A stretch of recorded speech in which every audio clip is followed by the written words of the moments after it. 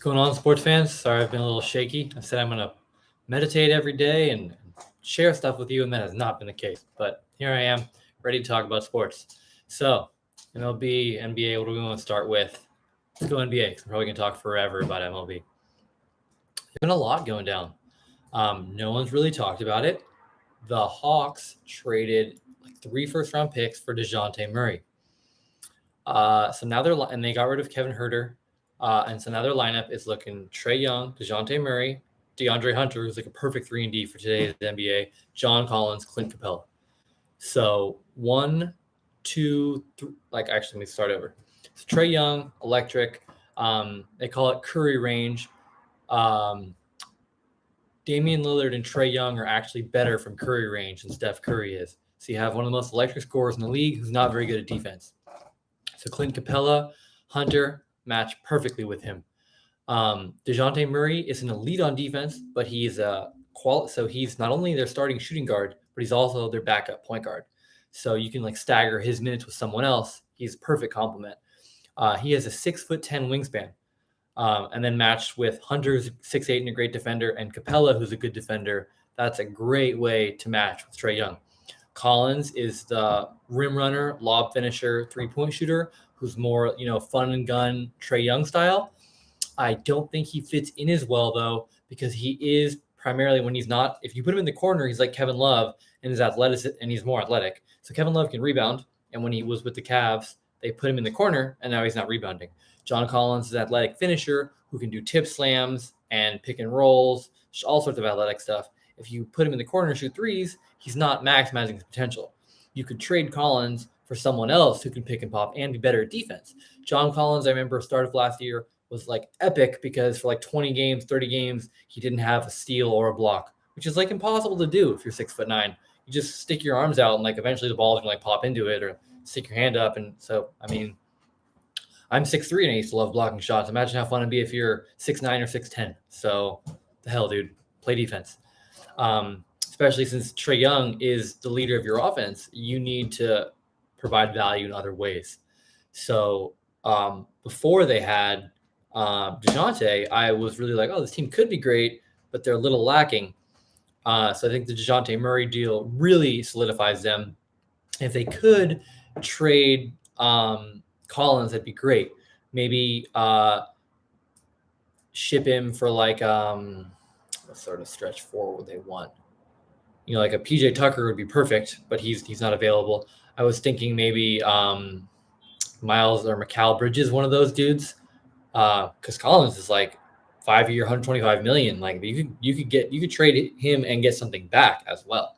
So, but anyways, regardless of the Collins situation, actually, what I would probably do if the Lakers, I would probably trade John Collins and some picks for AD, because the Lakers are saying they're not willing to give up all their picks for Kyrie. So if for both teams this would work. So check it out. So say you give up John Collins and 2 firsts for AD.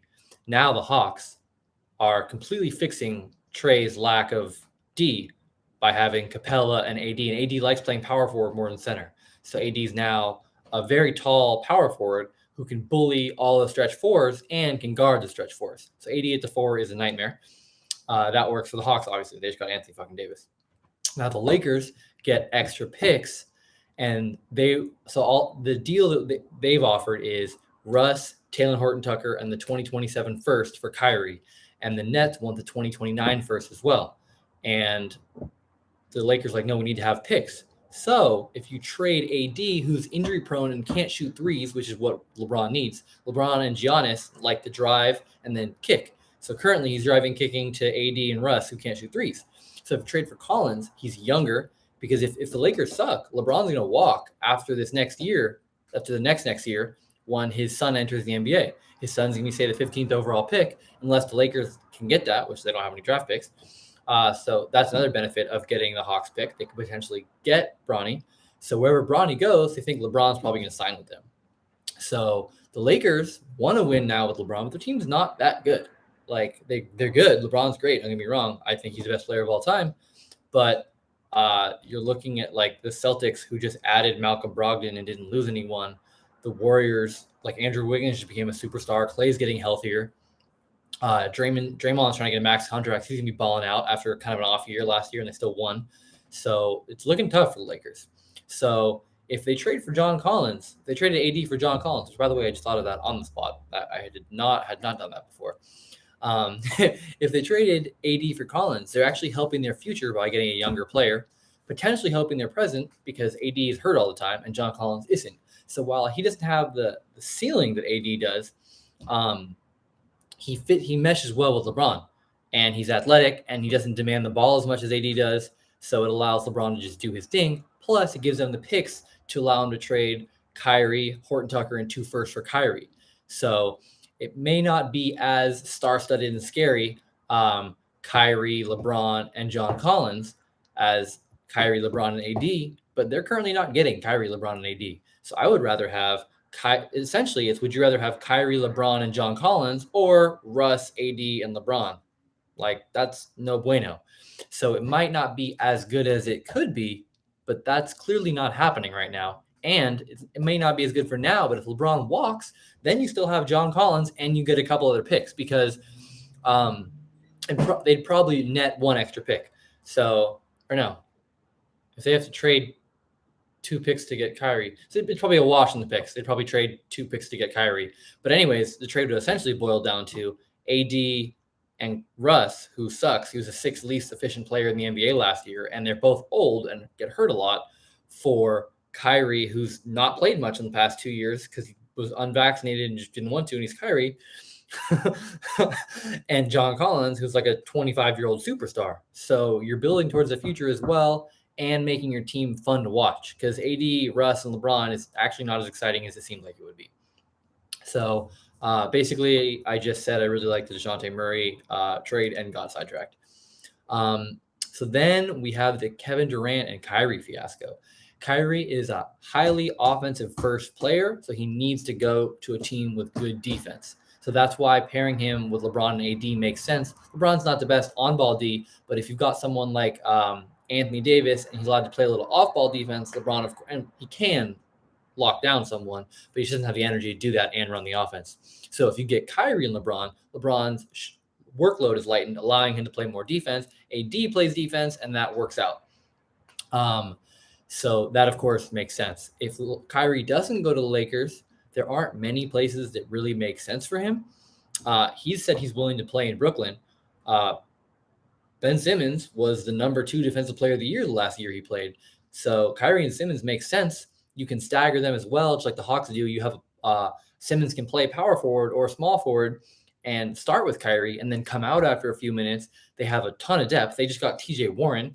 So they could bring TJ Warren off the bench, put him in after he'd be pissed about that, but he's not a great defensive player. Put him in after pull Simmons and then have him rock with Kyrie for a little bit and then put Simmons in for Kyrie and have him be the backup point guard. And then, so that would work. But if Kyrie is supposedly unhappy in Brooklyn, they could ship him to the Knicks, who are really trying to win now. And they're talking about Donovan Mitchell, but you don't want to sacrifice your future for Donovan Mitchell, who's not a true bona fide superstar. He's 6'1" and doesn't play great defense. There's like hilarious gifs showing how like he's not that guy, and in the playoffs was just like a turnstile. But if you go to if you Knicks get Kyrie, you don't have to give up that much to get Kyrie. So all of a sudden, the Knicks lineup is looking pretty good. You got Mitchell Robinson, rim protector at the 5, Julius Randle, old school beast at the 4, RJ Barrett, up and coming star at the 3, and then Jalen Brunson and Kyrie as your guards. That's a baller. So that would work. So that Kevin Durant guy. This one's really fun. I've always said the Raptors make the most sense. What's trending right now is the Celtics, and we all know Kevin Durant has an injury history. So if I'm the Raptors, you have Fred VanVleet, OJ Anunoby, who's a great 3-and-D, very athletic, stronger than people realize, Pascal Siakam, Precious Awuchiwawa. And so the people are saying it'd probably be like Pascal. No, they didn't say it. I'm going to have to Google. I'm sorry. Why? Oh, Scotty Barnes. There we go. I don't have to Google. I got this. They're saying it'd be Scotty Barnes and OG Anunoby, or Siakam and Anunoby. They were apparently Scotty Barnes would be the number one they'd want. So let's just say it's Scotty Barnes and OG. Then you've got Fred VanVleet, Pascal Siakam, and Durant. Like, that's a squad. Durant and Siakam are super long. Durant's not a great defender, but he's an above-average defender. Siakam's a terrific defender, and Fred VanVleet won a championship. Plus, they're one of those teams that always has a bunch of like scrappy random dudes. Like they had Norman Powell a few years ago. Like the Toronto Raptors are always like a team of depth of like, who is that guy? So I think that'd be great for KD. It would allow him to like not play a few games, and that wouldn't be a big deal. Like, let's see what they've got. Yeah, they've got Precious Achua. Why can't I say that? They've got Kem Birch. Not a great player, but I'm a huge Mo Bamba fan. I used to always play Kem Birch over Mo Bamba, so that's annoying. Chris Boucher, they just signed him to a deal, another long defender, so that would be fun. Juancho Hernangomez, they signed him. He was looking good in the Celtics last year, so another long defender. We got a bunch of 6'9" dudes. They got Otto Porter. Gary Trent's a good player. Yuta Watanabe is supposed to be pretty good, actually. And then Thaddeus Young. There we go. There's that OG. And I was like, who am I missing? Thaddeus Young. They signed Thaddeus Young. He actually had one of the better years in a long time he had in the Bulls. And actually, fun stat about Thaddeus Young, he's like the only player in NBA history to average a certain line. Let me see what his career stats are. He's like literally the only player to average this. So he gets don't do that. He for his career averages 1.4 steals. Where is it? So yeah, it's 50% from the field, 33 from three. So 50% from the field. That discludes a lot of guards. 33% from the field from three. That discludes a lot of big men, especially big men from back in the day. And then he averages 5.8 rebounds, which is decent. But then mostly it's 1.4 steals and 12 points. And like literally like not even LeBron, like no one. I'm pretty sure he's the only person in NBA history to average that. It's like a random stat, but no one else has those numbers. 50, 33, 1.4 steals, and 12.8 points. And it's because 1.4 steals is more than you think. That's like one of the higher steals of all time. Anyone who gets that many steals is usually a guard. And again, guards don't shoot over 50%. Plus, like he's one of those guys that he just keeps going from team to team and just keeps balling wherever he goes. So yeah, a few years ago in Chicago, he shot 56% from the field, 6 rebounds a game, 12 points, and only 24 minutes. Like that's baller. Scoring every other minute. So per 36-minute averages, that's 18 points a game. It's very good. So yeah, the Raptors could go one of two ways. So they could trade. So apparently OG has to go, and then it's Scotty Barnes or why am I doing this? Siakam. So apparently they're reluctant to trade Siakam. So if it was Scotty, so if it was Siakam, OG, and a bunch of picks, then it's a very offensive lineup with Scotty and Durant. I actually would probably rather keep Siakam. I think you say Scotty Barnes has a high ceiling. I also don't know what I'm really talking about. How much of the Raptors did I really watch? Scotty Barnes won Rookie of the Year. I'm full of it right now. They probably should keep Scotty Barnes. Never mind. But I still would do that. They have so much depth. I would trade Scotty Barnes and OG. That lineup would be, and Precious Achua, I'm a big 2K player, is very athletic. People really like him. So they don't even have like a center. All they have is Kem Birch. What is that? That is whack. They definitely need to sign a free agent center. That is lame. They have like their new age NBA, like every one of their teams between like 6'7" and 6'9". They have a 6'7" point guard, Delano Banton, but they don't have a single player who's 6'10". Christian Coloco, 7'1", 230, is listed as a forward though. Well, that's fun. So anyways, KD would be the second tallest player on their team. Fun KD stat. Used to be listed at 6'9" and 6'10". He finally admitted when he talks to girls, he says he's 7 feet tall. When he talks to coaches, he says he's 6'9". He actually admitted not wearing shoes. He's 6'10 3/4. So he's essentially 6'11". And like when people used to list themselves as 7 feet, so like a 7-footer from back in the 80s, 90s was actually probably more like 6'11". So he's as tall as all the 7-foot centers you knew back in the day, and he's a 7'4" wingspan. I didn't know Ron Harper Jr. was in the league. That's cool. They've got Ron Harper Jr. 6'6", 245. That's a big boy right there. That's the heaviest player on their team. Anyway, so they'd have a good lineup. So they would have Van Vliet, who's a baller, at the 1. They would have Gary Trent Jr., who hustles, at the 2. KD would be at the 3. Assuming they did have to trade Scotty Barnes, they would have Siakam at the 4. I guess they'd probably have Siakam at the 5 and Precious Achiuwa at the 4. I mean, that's very athletic down low. Achiuwa and Siakam. Siakam's much better than people realize, and that would be like stellar on defense. Again, they need to sign a center. I just can't handle Ken Birch playing. Maybe with Brooklyn they could get Nick Claxton, because Nick Claxton is pretty talented.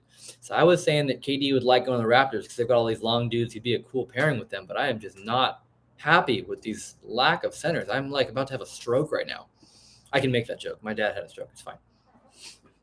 He's doing great.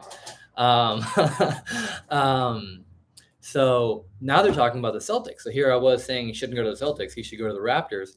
But the reason I don't think he should go to the Celtics is with Scotty Barnes. He is really good. He won Rookie of the Year, but he doesn't have like the playoff. Like Jaylen Brown was just killing in the finals. You're talking about trading Jaylen Brown and more for Kevin Durant.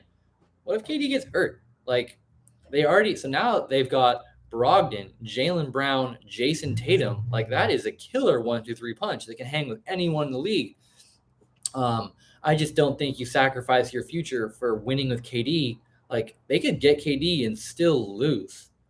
Like Wiggins isn't that much worse than KD. What if KD doesn't get hurt? They match up with the Warriors. James Wiseman becomes a star, and then James Wiseman just comes in because Curry and Brogdon. Curry's gonna beat Brogdon a little bit. Clay actually was getting roasted by Jaylen Brown, so Jaylen Brown would be a big plus. So I mean that's kind of even out a little bit there though. Wiggins and KD, there's not much of a difference there. I'm not gonna lie, KD's a little better, but not as much as people think. And then Marcus Smart's a grinder. He's annoying.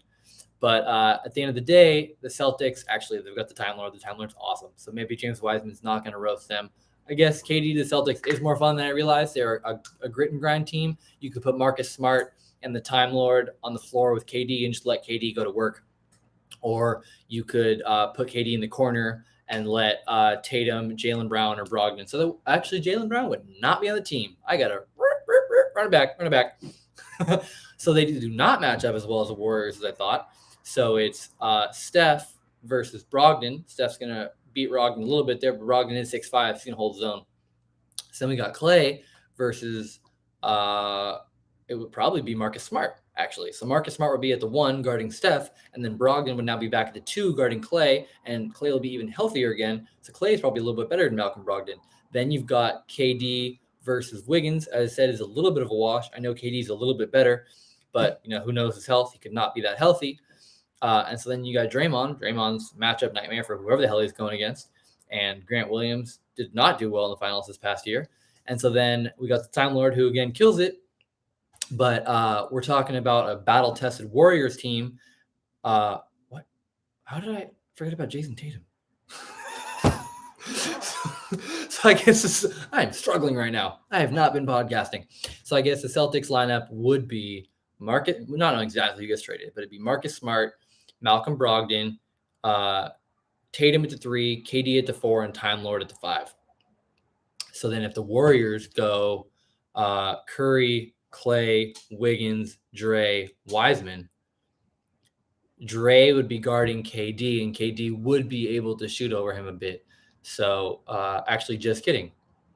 Dre would just guard Tatum, and Wiggins would guard KD. So that actually works out pretty well. There aren't any real. So again, that is terrifying, the Celtics lineup. I think you're sacrificing your future too much for a present that's not guaranteed. It's not like that's like an unbeatable lineup. That would be before super teams, but like the Warriors can match up with that person for person. If anything, the Warriors lineup's even a little better. Because again, they are battle tested, and Steph Curry does have the it factor. Like Steph Curry is just going to be raining threes, and his game is more precedented on his shooting. So if say everyone in the series is a little banged up, it's the finals, it's a long road to get there. Curry is actually the most likely to produce with a little bit of injuries because he's shooting, whereas like Wiggins and KD rely on their size and athleticism a little more. KD not as much; he's a shooter too, But he's also not as like Steph is in elite shape. People don't realize that dude puts in the work. KD hasn't been able to fight through the injuries as much. It's tough being that brittle. So sorry to call KD brittle. He's gonna hear this and get mad at me. But sorry, KD.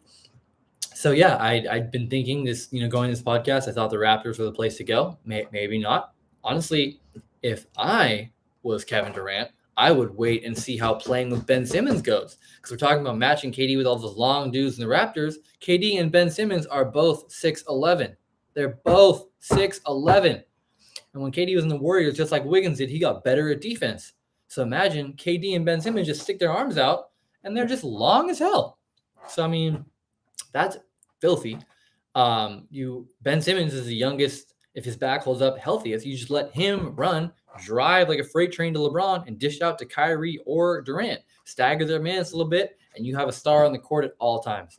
With Nick Claxton down there grabbing the boards, TJ Warren in the mix as well. I don't know why he's being such a baby. I guess the Hawks did just make a trade, but they could be a potential option because the Nets traded all their picks for Harden, which is hilarious. He's not on the team. So they need to win now. They're not in like tank mode like the Nationals are with Soto. So a fun one would be trade like John Collins and then Onyeka Okongwu. Damn it, why can't I? These names are, I'm struggling. I'm usually good at this.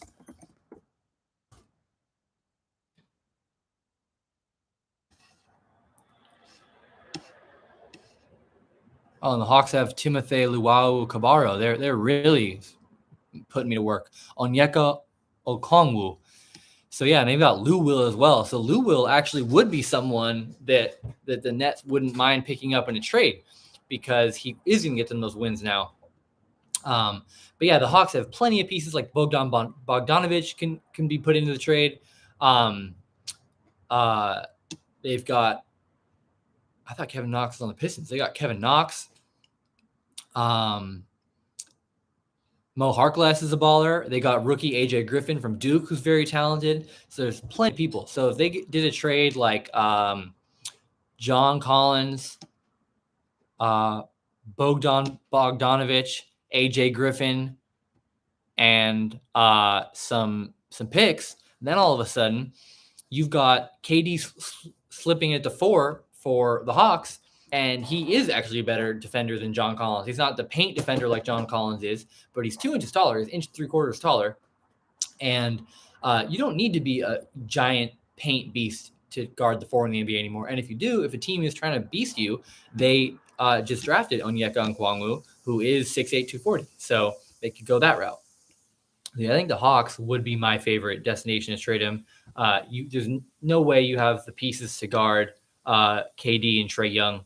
So that's just absolutely filthy. Plus, DeJounte Murray is now their third option. That's just terrifying. And then Clint Capella is that center that I was like, the Raptors are missing and prevents KD from having to do too much dirty work downstairs. Like when he was in the Warriors, he's playing 5 sometimes. And even though that was lethal with their, what they call that's a death lineup or something, he doesn't like doing that, just like AD. He wants to be on the perimeter. So I think sending KD to a place where there's a center makes the most sense. So for me, after reconsidering, the Hawks and Celtics do make the most sense. But the Celtics would have to give up Jaylen Brown, who is absolutely cooking Klay Thompson in the finals. So I don't think that makes as much sense to trade him. Whereas like John Collins doesn't fit quite as well with Trae Young. You need to surround Trae Young with defense. So yeah, if I'm them, and John Collins is a good player. So if Kyrie stays, Kyrie and John Collins is that fun combination that Trae and John Collins is. And then the Nets also do have, Nick Claxton, who some people, I think he's very talented. His dad's 7 feet tall. So when he was, as a kid, playing against his pops, he was getting manhandled. So I remember seeing like, it's not often you see someone get drafted and their pop stands up and he's like way bigger than the kid. So I'm pretty sure Nick Claxton is skinny because he's going to get bigger. His pops is huge. So yeah, I could totally see that. Talked a bunch of basketball, talked my Lakers. Let's get what I really wanted to talk about. Let's damn Yankees. Trade for Soto or Ohtani. You're the Yankees. You didn't trade for Castillo. I'm upset already that didn't happen. So Severino got hurt. Jameson Italians come down to earth. Jarrett Cole struggled at times. I'm not worried about that. Jarrett Cole's a baller. Nestor Cortez has been lights out. But like, if you're looking at playing against the Astros and Dodgers and you got Nestor Cortez or Severino lined up as you two, like Severino's coming back from injury, I'm not that confident that if I'm the Yankees, I would have traded some prospects to get Luis Castillo, who's also signed up through next year as well, instead of Benintendi. So the Benintendi trade is not bad. We traded 3 prospects: Chandler Champlain, Beck Way, and TJ Sakema. My one problem is that Beck Way is 6'4", has touched 101. Apparently has like reached out to Russell Wilson and does breath work with him, which I need to do. I need to slow down. So that's how Russ does all that amazing stuff. In those fourth quarter, those magic passes, he's just always calm. And that helps as a pitcher. I used to struggle. I could dominate the hitter, but then I'm having to pick people off. I'm getting all scattered. So Beck said he's gotten a lot better at composing himself now that he works in his breath work. So you got a dude who's 6'4", throws 101. Everyone describes him as electric. He's got ties to Russell Wilson. I say don't trade that dude. Chandler Champlain is 6'4", listed at 220 in college, has since put on 15 pounds of muscle and lowered his body fat percentage in the pros, and his dad is a former pro. A big fan of former pros. They grew up around the game. It's not as intimidating. Pitching in the Bronx is scary for a lot of people. Someone who's 6'4", throws 97, and his dad is a former pro. That's the kind of guy I would want on my team. So I'm a little disappointed we got rid of them. TJ Sakema is actually the highest ranked. He was our 17th or 19th ranked prospect, and Way was the 21st. But Sakema is a lefty who just throws like 92.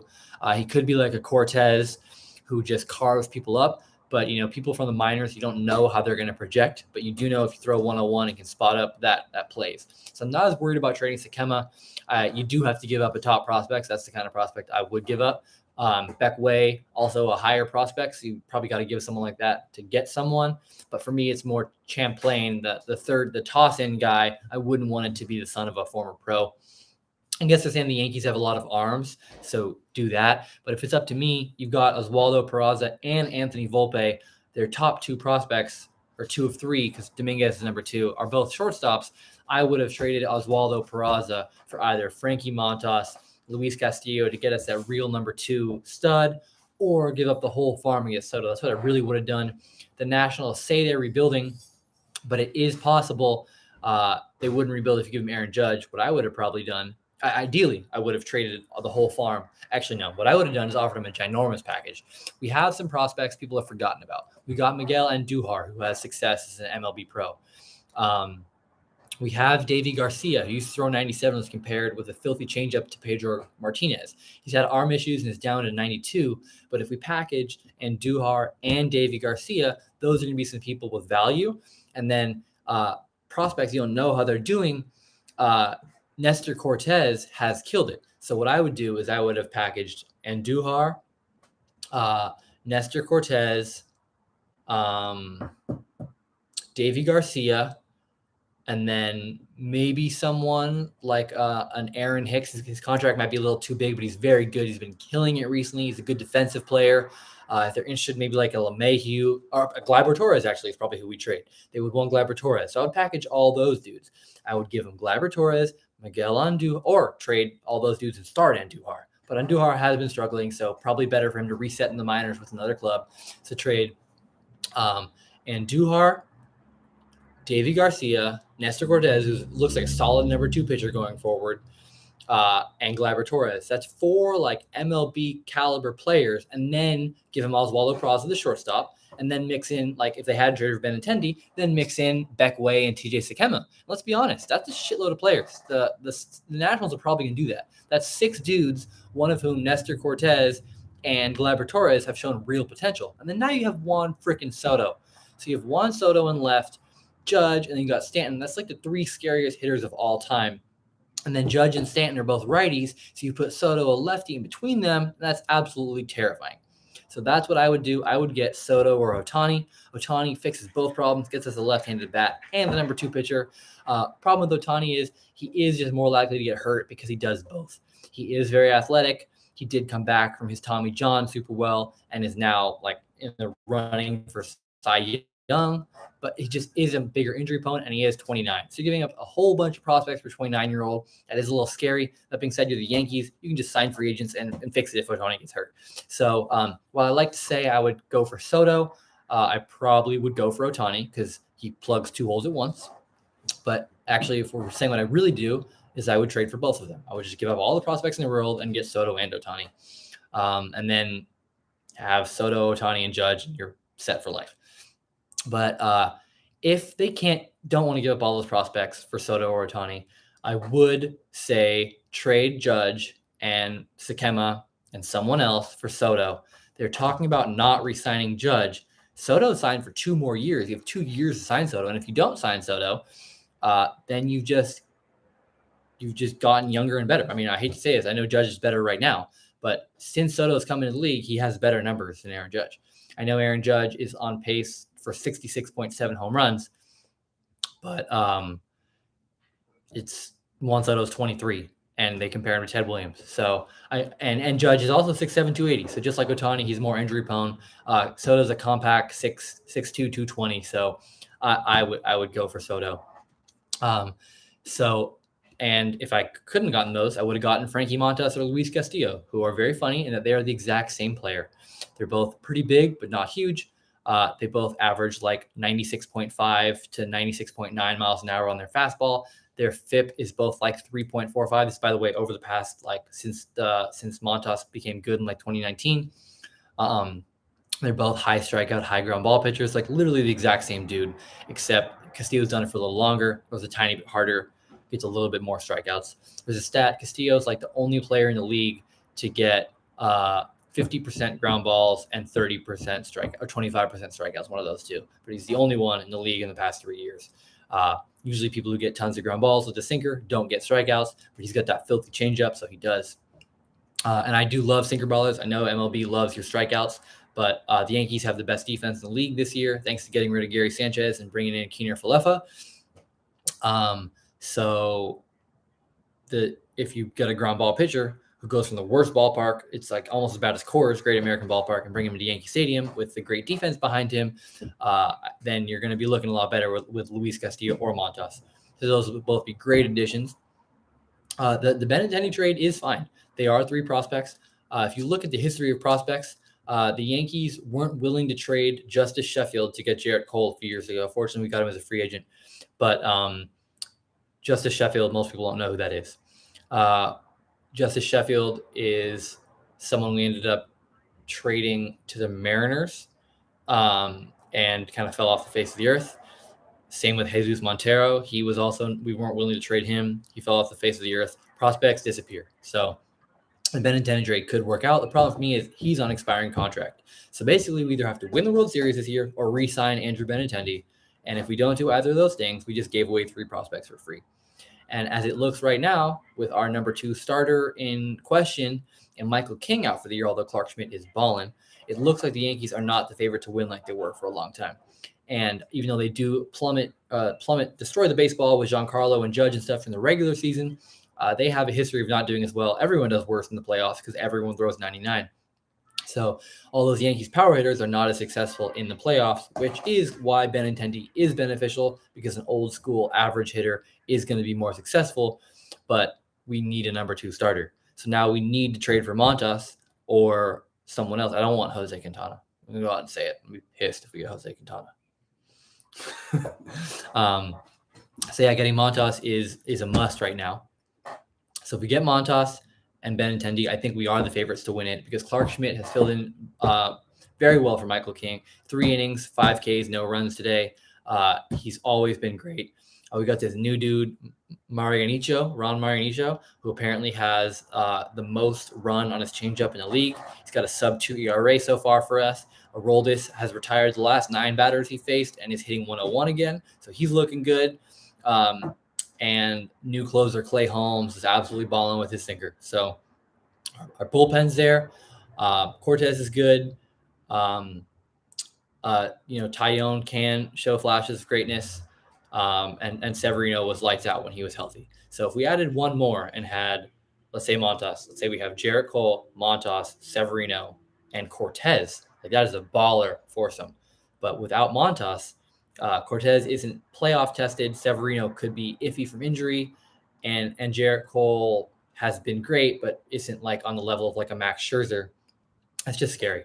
So I really want us to double down and get someone else. I'm pissed we didn't get Castillo. Let's talk about what the Mariners traded for Castillo. People are actually saying they overpaid for Castillo. So they traded Noelvi Marte. They're in the same situation as the Yankees. They had 2 top prospect shortstops. So they had Edwin Arroyo and Noelvi Marte. Edwin Arroyo is 18 years old and has 900 OPS in A-ball. So I don't know how old people in A-ball usually are, but he's 18, so he's probably younger than the average player, and he has a 900 OPS. You say he can play shortstop going forward. He's already the Reds' 6th ranked prospect. Sounds like a good dude. The Reds also, their number 2 prospect is Nick Lodolo, 6'6", kind of looks like Chris Sale, got a firm fastball and a filthy slider. And Noelvi Marte already slots in as their number 1 prospect, above a dude who literally pitches in the majors. So Noelvi Marte, 6'1", 20 years old, also projects to play in the pros. 15 home runs and 13 steals this year, 825 OPS. Damn, my memory's gotten better since I stopped smoking weed. But yeah, so they're in the same thing as the Yankees. They had the 2 shortstops. If I were them, I would have kept one of those shortstops. I know they have J.P. Crawford, who is pretty good, but these 2 kids seem like absolute studs. And then they also traded what's his name? Andrew Moore. They traded a dude named Andrew Moore, who's 6'5", can throw 101, 102, and has 58 strikeouts in 32 innings this year. Let me repeat that. I don't care what level that's in. I don't care if that's in high school or college or A-ball or Cape Cod or softball. He has 58 strikeouts in 32 innings. He got a 1.95 ERA, and that is in A-ball, just to clarify. He also has a 1.9 ground ball to fly ball ratio. So that's good. He's like Castillo. He gets ground balls and he strikes people out, and he's 6'5". So that's not just a no one to trade. And then they also gave up. Where is that last dude they gave up? Levi Schultz. And he struggled this year with a 5 ERA. That's funny. I was actually looking for my tabs to see his name. His tab was not there. I just pulled it out of my ass. Levi Schultz has struggled this year, but he is also gets up to 98, 99. They're saying he's a potential back-end starter, which is weird because he got, they say, filthy stuff and throws 98, 99. Worst case scenario, he's like a Michael King. If he can't bank as a starter, he's a fireman. Put him in 2 or 3 innings, strike out 5 dudes.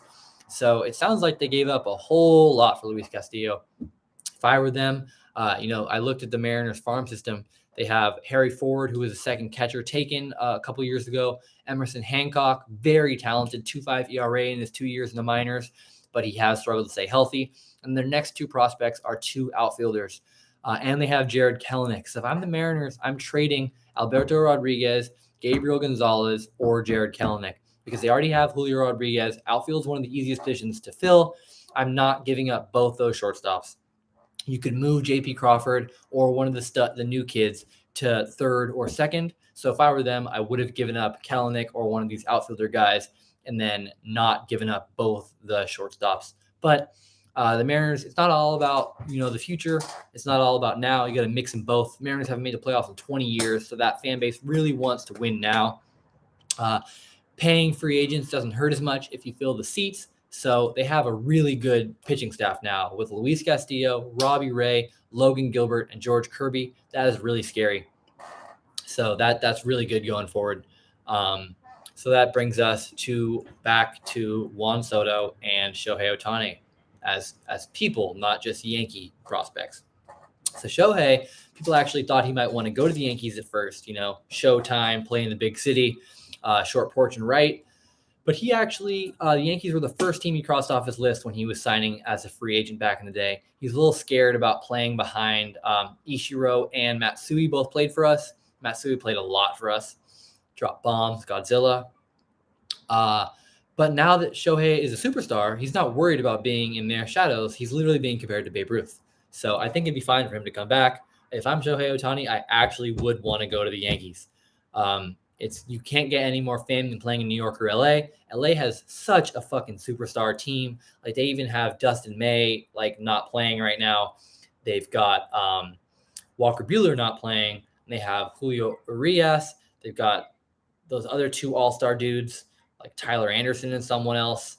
It's like ridiculous how many pitchers they have. They have the guy who started the Futures game, Bobby Miller, pumping an easy 100. So he doesn't make as much of an impact for them as a pitcher. As a hitter, neither. They've got Freddie Freeman, who's a better left-handed hitter. They've got Mookie Betts. They've got everyone at the Dodgers. They're the new Yankees. So if I'm him, I wouldn't want to go to the Dodgers. Probably wouldn't want to go to the Astros. He probably hates the Astros from playing against them for so long. Although the Astros have the best. If you look at the farm systems that have produced the most MLB players, it's the Astros, the Cardinals, and the Yankees. Like if you look at each team, like the Giants have Jock Peterson, and Jock Peterson, let's say he came up with the Dodgers. I think he might have. Then that would count as one MLB player for the Dodgers. So the Yankees, Astros, and Cardinals have the three most. The Yankees have Judge. They don't have as many elite players besides Judge. The Cardinals and Astros have produced a lot of really, really good MLB players, which means if they give up their elite players, they can just get more of them. So if I'm the Astros, they have a bunch of pitchers. They've got Verlander. They've got Luis Garcia. They've got McCullers coming back. They've got Framber Valdez. McCullers is always hurt. If I'm them, I'm trading like McCullers. The Astros, the Angels can't win now. I'm probably trading McCullers and a bunch of minor league arms and maybe some hitter or something. I don't know. I'm not going to pretend like I know the Astros. I would just trade. They have dudes. If I'm the Astros, I would trade all those dudes for Ohtani. It would make sense for Ohtani. They could use a left-handed bat. They have Yordan Alvarez. What am I talking about? So again, yeah, and he's kind of lost in the starstruck there. They've got Verlander, they've got Yordan, they've got Bregman, they've got Altuve. If I'm Shohei, I want to win and be the superstar. So I think going to the Yankees makes the most sense. I know Judge is a superstar, and so is Cole. But besides that, he clearly slots in. Like, why I'm being biased? Why am I being biased? 1 second, let me think. Astros. So Astros actually, after Verlander leaves, who knows when that be? He has a 1.8 ERA at age 39, but he would be their number one. Whereas in the Yankees, he wouldn't be their ace because of Cole and not their best hitter because of Judge. So maybe I'm being biased, but he is their number two in both sections. Whereas in the Astros, you can argue that like a Bregman is just as valuable as an offensive player and a defensive player. You can argue that Bregman or Altuve are more valuable for their that's not fair. Shohei doesn't play defense. And if you factor in their defense, you just factor in Shohei's pitching. Well, Shohei is the best player in MLB history because of his impact on both sides of the ball. So every team in the league should be giving up all their prospects for him. There it is, the Padres. That's who should trade for him. Him and Tatis is too much fun. They have all the pitchers in the world. They have like literally everyone. So they have Clevenger, they have Yu Darvish, they have Mackenzie Gore, they have Joe Musgrove. They have like actually too many pitchers. They're apparently the front runner right now. That makes a ton of sense. The Cardinals were in the mix. They'd have to be giving up probably Jordan Walker and Nolan Gorman. And Jordan Walker is a 6'5" third baseman who's been compared to Chris Bryant and just looks like a big fun guy who I wouldn't really want to trade. It's not like Jasson Dominguez, who's like super. Actually, why am I saying Jasson Dominguez is years and years away? Jordan Walker's also 19. But I mean, if I'm the Yankees, I also wouldn't want to trade Jasson Dominguez. I would give up literally quantity. I'd give up all those dudes over Jasson. If anyone's ever like comps to Mike Trout, you don't trade that dude. Just like they shouldn't be trading Soto or Ohtani, especially because Soto's 23. Trading Ohtani is not as bad because you can get a ton of prospects, rebuild. Trout's getting older. Like you can argue they should trade Trout and Ohtani, but the Nationals should not be trading Juan Soto. They're like the Pirates. If they had just kept their team, they would have had like Strasburg, Scherzer, Soto, and Harper. Like, how did they let that go? If the Pirates had kept everyone, they would have Jarrett Cole, Jameson Taillon. They've got Brian Reynolds. Now there's more. Who am I forgetting? There's a few other dudes. They had Starling Marte, but there's someone else I'm forgetting. They had like a really, really good. Anyways, keep your studs. But yeah, the Padres probably make the most sense for Soto. Actually, the Giants do as well because they had Buster last year and they had that miracle 107-win season. Now without Buster, they're really struggling and not having that it factor, and Splash hits to be back. The Giants have desperately needed a lefty slugger since Bonds left. So if they got Ohtani or Soto, they'd be getting those splash hits. So I think the Giants would be a perfect place for either of them to go, just like any place would be a perfect place for either of them to go.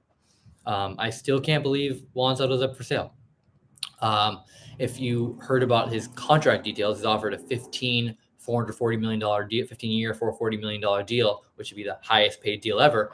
But because it's 15 years, he's getting less than $30 million a year, and he's actually like the 15th highest on average salary. So, I mean, you can't expect to be the highest on average salary over a 15-year. Like, you shouldn't get paid that much. You're 36 and 38. Who knows how good you'll do? But like he could, like I think he'd be worth 12 for 440. So it is kind of a slap in the face that they didn't offer to pay him more.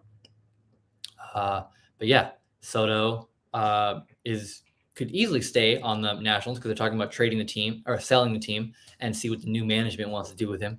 But if he is traded, don't trade him within the division, you guys. You already let Harper go to the Phillies, and you're going to regret that. So do not let Soto go to the Mets or Phillies. Oh, and that was the point about trading Judge for Soto.